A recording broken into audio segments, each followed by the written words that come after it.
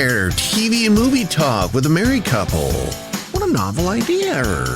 It's Married with Channels. My name is Moose. And I'm Jody. And we're here to talk movies and TV and chew bubblegum. We're out of bubblegum, so let's talk TV shows first. All right. Getting into it with Slow Horses, the Apple TV Plus. It's such a clunky name for me. Yeah, we've always kind of struggled with that, haven't we? Yeah. Apple TV Plus. You got Gary Oldman and a good supporting cast about these, we'll say, faulty MI5 spy agents. They've screwed up at some point or another, and they went up in a place called the Slough House, which is where the rejects go. Kind of. Yeah. It almost looks like a kind of a horrible environment to reform them, you know? And I think this is probably a good way to surmise this would be Bad News Bears meets Jason Bourne / James Bond. Oh, interesting. Bad News Bears reference. Yeah. That's awesome. They're kind of the rejects. But anyway, so far they've released 3 episodes. We've watched the 3 as of this recording. And it's pretty good. Yeah, I like it. It's interesting. Yeah, it's a different take on things. I should mention it's based on a series of novels. Yeah. Which now I'm kind of interested in the novels. Sure.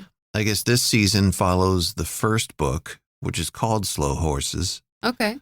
So take that for what you want. Gary Oldman is just always phenomenal in just about everything he does.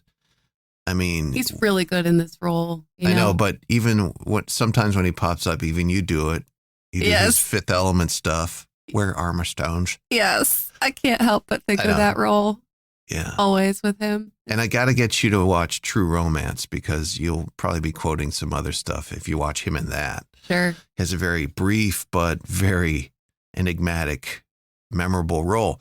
But Slow Horses it's a lot about it is really good. The pacing's good. The writing's good. The cinematography, the color coding, I mean, I think I said performances. Yeah. Acting. Some of the character development is really good for me, kind of seeing each character and why they are here, what got them to this point, kind of that background information. Who are these people? And, there's kind of a mystery to unravel at the same time as well. They kind of stumble upon something that might be something. So it's kind of intertwined in this as well. Yeah, there's little mysteries and it's not like those mysteries are played out for the long haul, but you kind of wonder how did each of these people get here? What did they do? Yeah. The one gal, I don't know her name. She's older. She's the one that brings the files to Lamb, the Gary Oldman character. And we just see flashbacks of her coming home, calling for, I presume, her husband's name. I don't think it's her husband. I think she worked with another higher up in British intelligence. She worked for him and somehow messed up, and he ends up dead. And that's why she is where she is. Yeah, and we find out she's a recovering alcoholic going to some meetings. And then other characters, it's even some kind of minor characters in the Slough House are, we find out some info on them. Just they're unpacking the mysteries of each of these people kind of slowly, which is good. Yeah. I think over a season, you can get away with that. This character here, that character there. Yeah. So here's a scene from Slow Horses. River Cartwright, who we see in the first opening. The opening scene's pretty intense. Yeah. He's in regular MI5 and shit goes wrong for him. Now he's in the Slough House digging through trash, literally. And here he's been called up to meet with Lamb, Gary Oldman's character, who's the head of the Slough House and just kind of hates all these people, maybe himself included. And here we go. It's not the social faux pas you seem to think it was. You didn't break wind during someone's wedding vows. What was it? 149 dead, 212 injured. 3 million in damages, $500 million in lost revenue. It was a training exercise. If a pilot crashes a simulator, he doesn't then brush it off and go, well, sorry, it was a fucking exercise, and then expect to be put behind the wheel of a 747. It's not the same thing. No, it's worse, you tit. It's worse, you tit. Yeah, so he's an old, ruffled, take no shit, I don't give a fuck type of character, Gary Oldman. And then we have this this ongoing this story that they're trying to, that seems like they're getting kind of sucked into, or River Cartwright anyways getting them into, about this guy, this Arabic British man who gets kidnapped by these, we'll say, white nationalists, right-leaning folk. So they get kind of into that whole mystery, and there's a writer who is kind of sympathetic, who they're tracking, and it looks like there's a story arc for the whole season involving this situation. Yeah, and maybe that character kind of views this as, if I solve this mystery, this will be my way to get back in good graces. Yeah, so get back to Regent's Park, I think is what the main headquarters for MI5 is. Yeah.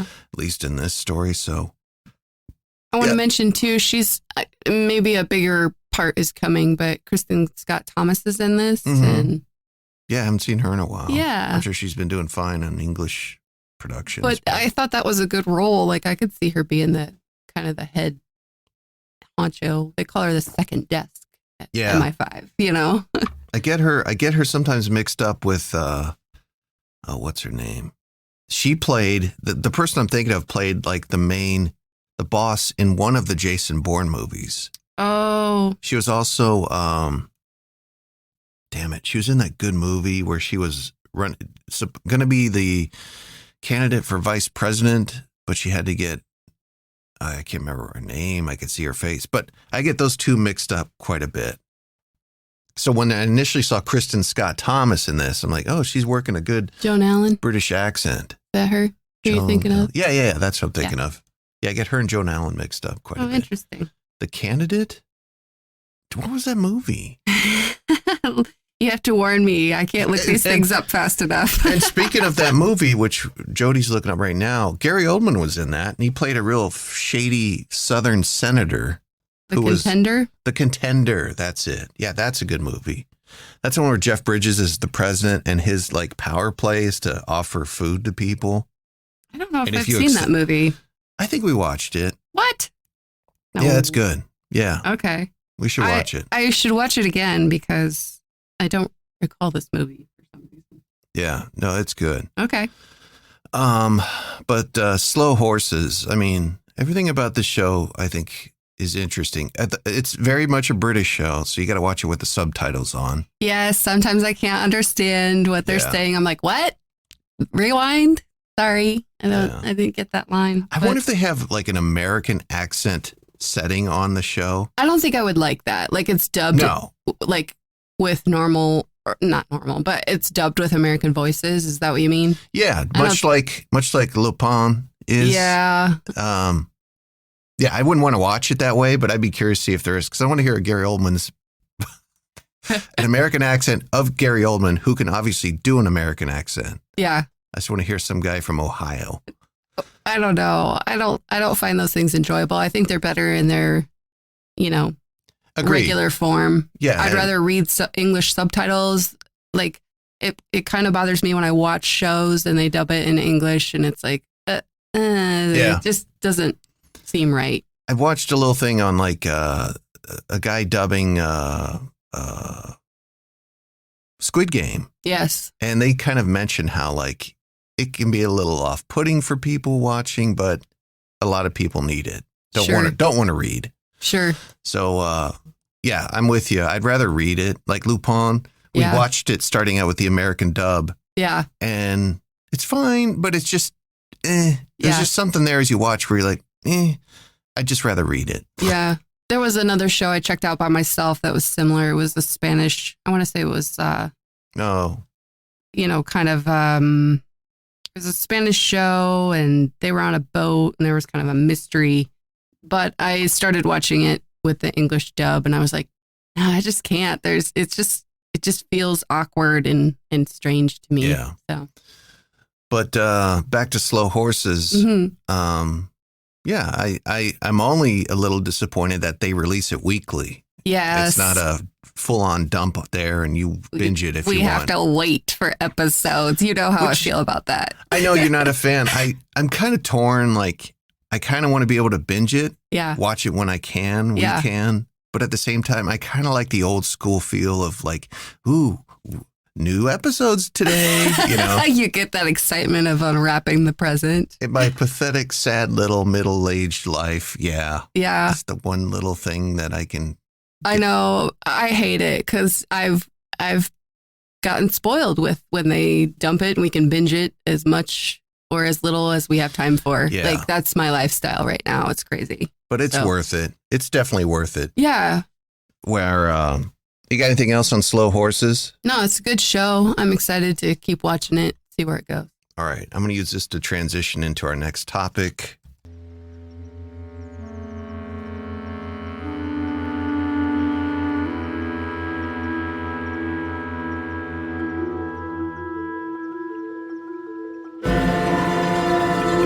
That is the theme from Windfall, which is a movie on Netflix, which we'll be talking about now. And right there, you get a sense of what this movie's going to be about. You know, that music is playing over the opening shot of the back patio to this, looks like a Southern California, maybe Southwest type house. And it has a very much, even the credits that are rolling look kind of throwback Alfred Hitchcocky. Yeah. And, you know, even if you know the premise of the movie, or excuse me, if you don't know the premise of the movie, when you watch the opening credits, you get an idea. Okay, there's going to be some tension here. There's going to be maybe some mystery, maybe a murder. Yeah. The movie's Windfall, and it's on Netflix. That score and that opening shot had a very retro feel. Yeah, very much so. It's got Jason Segel, Jesse Plemons, Lily Collins, who you've seen in Emily in Paris. Yep. She's also Phil Collins' daughter, we found out. Yes. But this is a movie about a guy who is essentially breaks into this nice vacation home for a tech billionaire. Yeah, rich couple. They aren't there. Yeah, it starts with him kind of, Jason Segel's, I don't even know his character's name. I don't think they tell you. Yeah, I don't either. I don't think they tell any character's name, do they? But he's the one who is kind of the poor guy, we'll say. He breaks in, he's, you know, drinking some orange juice. There's an orange vineyard on the property. He's taking in the scenery. He goes into the house, is helping himself, peeing in the shower, finds some money. You know, he's kind of robbing the place a little bit, but he's very nonchalant about it. They unexpectedly come home. He hides. They catch him. He takes them hostage. And it's a nice tight hour and a half of those three, you know, bandying back and forth. Yeah, trying to figure out how this is going to play out. It's kind of a robbery goes really wrong. Yeah. And it's tense, and there's some realizations by these characters, mostly just two of them. But the interesting thing about, and I read this going into it, and it does deliver on this premise, is like, you don't know who to root for, really. Like, yeah. Who's bad here? Yep. And I would argue that only one of the characters is not bad. But I won't say who. But Windfall it's a good movie. Like, it's an intense ride. It's not takes its time, but yet it's tight. Yeah. And you kind of pointed out an interesting part of this movie, that it's basically kind of filmed just at the billionaire's house. Yeah. There's kind of some surrounding areas. Yeah, there's one set piece, essentially. It's the house and the back patio and, you know, occasionally the orange vineyard. Yeah. But for a movie that has just one location, it's pretty beautiful, I think. Like, I think the interiors of the house are nice. Yeah. I'm not typically into that Southwest deco look. Sure. But it's nice. The vineyard stuff's very cool. Yeah. It looks like a peaceful place, like a nice retreat. Yeah. But the story basically hinges on them awaiting a shit ton of money to give to Jason Segel's character. So he goes away and this never happened, Yeah. you know. But, a couple things happen. Yeah, there's other threads to pull within that. So, well, through the whole process, we discover things about these characters that the tech billionaire, not the best guy. sure. Jason Segel, the guy who breaks in, initially you're like, oh, he broke into their house. He's got to be a bad guy. You come to find a lot of sympathy for that dude. Mm-hmm. But then towards the end, you kind of don't. Yeah, it kind of takes you on a roller coaster ride of, are these people good or not individually? Yeah. Yeah. And then even the wife, Lily Collins character, you kind of, I think you have some, oh, why did I look up Maverick? Idiot. Because I'm looking forward to Top Gun. But even Lily Collins' character, I think starting out, you kind of have some sympathies for her, but definitely towards the end, there's, they don't have character names. They're nobody, CEO, wife. Yeah. One guy is the gardener. Yeah. But towards the end, you kind of lose some of those sympathies in a way, though. Yeah, it's interesting. It is interesting. And here's a clip from Windfall. Again, it's on Netflix, where he finally, so the whole movie, the CEO thinks he has the nobody character pinned down. Mm-hmm. Oh, you're somebody who got laid off in the tech industry. You blame me. You see me with my billions and it's my fault. And he's kind of said, like, I'm not playing that game, Jason Segel. But then eventually, right as he's about to leave with the money, he sits down and gives him the spiel. I really wanted you to be good, because then at least things might make sense. Life might feel more fair. And then I saw you, the real you, and you're so disgusting. I feel sick. And nothing feels fair. You have everything, and I have nothing.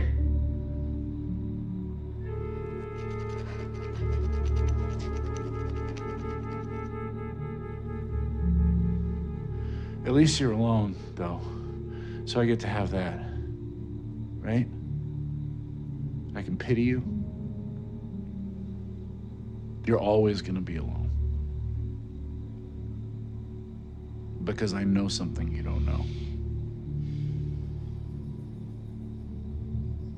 She has birth control pills in her purse.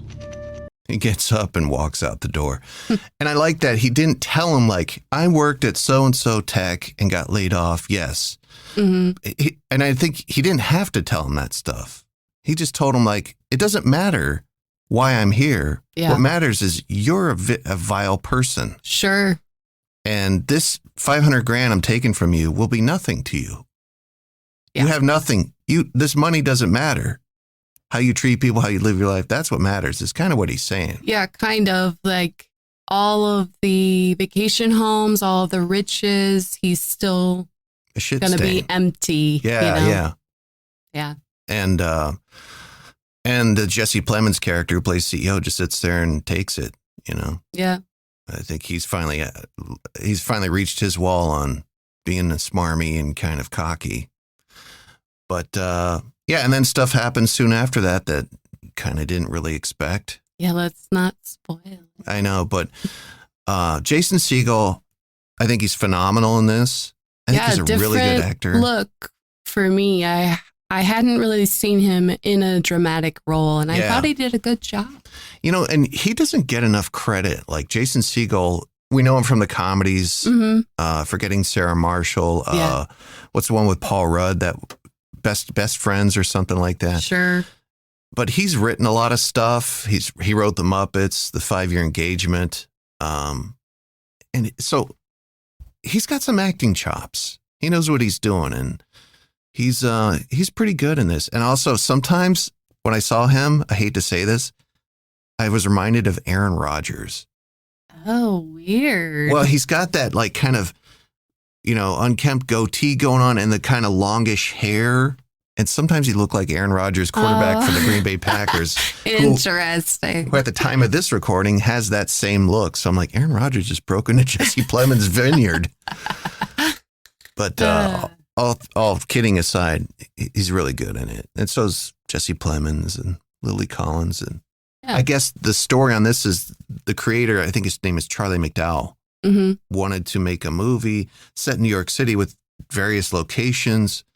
But because of pandemic, they were forced to scale it, scope it down to, minimal. And I think that serves the story better. Yeah. That they had to do that and keep it in this one location. I think it can make things a little bit more tense. Yeah. It's almost like they're rats in a cage. They have nowhere to go. And you already mentioned the score, but I think that really helps build that tension. In those scenes, you can kind of hear it. Yeah, it pops in once in a while. But Windfall's on Netflix. It's definitely worth, I think, a watch. And it's only an hour and a half. Yeah. Which is great. It was. If this movie was 2 hours, 2.5, I think we'd be singing a different tune about it. I think it would have had a lot of extra fluff that I think this is perfect enough because you still have kind of some questions afterwards. You're like, well, wait, what about this? And why this? And so it's great. It leaves it to your imagination. Yeah. So go check out Windfall, again, on Netflix. It's a good, tight movie. Yes. And make sure you check out our podcast every week. The Married with Channels podcast, available on your provider, your, Amazon podcast, Apple, all that stuff. Share, tell your friends. Share, subscribe, give us a review. At least download the episode so we get credit for the downloads. But we prefer you listen too because there's some good thoughts going on here. Until next time, I'm Moose. And I'm Jody. We'll see you later. Bye.